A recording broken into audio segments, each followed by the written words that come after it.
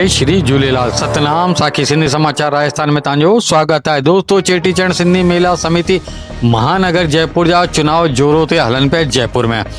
दोस्तों, इनमें कई प्रत्याशी मैदान में ऐं सभी प्रत्याशी पंहिंजो दमखम सां गॾु चुनाव जी तैयारी में लॻा पिया आहिनि, लगातार पंहिंजी कैंपेन में लॻा पिया आहिनि। दोस्तों, इन्हनि शख्सियतुनि मां हिकु शख्सियत जो नालो अथव रमेश मोटवानी। जी हा दोस्तों, हूअं त हिन नाले जी मोहताजगी मांगई कान्हे, छोकी हिननि जो नालो ई काफ़ी आहे जयपुर शहर जे अंदरि। दोस्तों, ॻाल्हि करूं रमेश मोटवानी जी, त रमेश मोटवानी जी सिंधी समाज में समाज सेवी जे नाले सां प्रसिद्ध आहिनि ऐं तव्हांखे असांजे वीडियो जे माध्यम सां ॾेखारूं पिया कि उन्हनि पंहिंजे छोटी सी उमिरि में मतिलबु युवा वर्ग में अचनि था इहे, त इन्हनि पंहिंजी छोटी सी उमिरि में केतिरो कुझु समाज लाइ करे कयो आहे। तव्हां वीडियो जे माध्यम सां ॾिसी था सघो। कई सांस्कृतिक प्रोग्राम, जी हा दोस्तों, कई सिंधियत जा सांस्कृतिक प्रोग्राम पंहिंजे दमखम सां गॾु पंहिंजी टीम सां गॾु इन्हनि कया आहिनि, जेका तव्हां वीडियो जे माध्यम सां ॾिसी था सघो। ऐं दोस्तों, युवाउनि जी पहिरीं पसंदि उभरी करे साम्हूं आया आहिनि रमेश मोटवानी जी।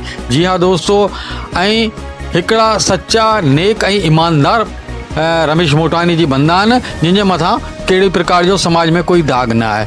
दोस्तों, रमेश मोटवानी जी लगातार समाज सां जुड़ियल आहिनि, लगातार समाज जी सेवा में लॻल आहिनि ऐं हिकिड़ी क्रांतिकारी सोच आहे, कुझु बदलाव जी सोच आहे, कुझु नओं करण जी सोच आहे।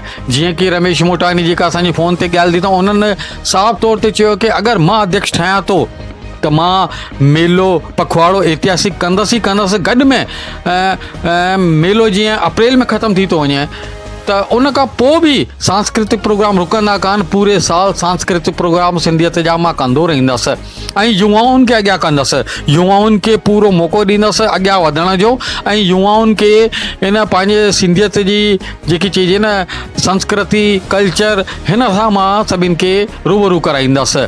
त दोस्तों, अॼु असां ॾेखारियूं तव्हांखे रमेश मोटवानी जी जो रिपोर्ट कार्ड। वोट तव्हांजो आहे, सोच तव्हांजी आहे, सम्झ तव्हांजी आहे। असांजो समाचार इहो नथो चए कि तव्हां हिननि खे ई वोट ॾियो, पर जेको सुठो शख़्सियत हुजे उनखे तव्हां पंहिंजो वोट ज़रूरु ॾींदा। जय श्री झूलेलाल। सतनाम साखी।